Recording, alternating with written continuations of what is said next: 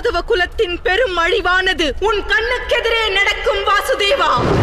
வனவிலங்குகளுக்கு இணையாக யாதவ குலத்தின் வீரர்கள் ஒருவர் மற்றவரின் உதிரம் பருகுவர். அதில் தப்பி பிழைத்து மிஞ்சியவர்கள் உன் யாதவ குலத்தை சேர்ந்த பாலகர்கள் நிரந்தரமாய் கண்ணீர் வடிப்பர். அன்று அவர்களுக்கு ஆறுதல் கூறி கண்ணீர் துடைக்க ஒருவரும் இருக்க மாட்டார்கள்.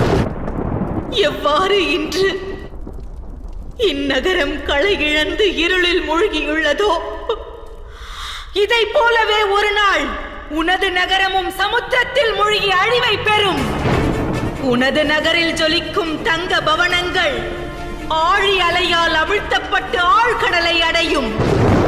அதோடு நீ ஒரு கொடும் வனத்தில் அஸ்திரங்கள் ஏதுமின்றி விலங்கை போல் அலைந்து திரியும் வேளையில் வனத்தில் வாழும் ஒரு வேடனால் வதைக்கப்படுவாய் வாசுதேவா.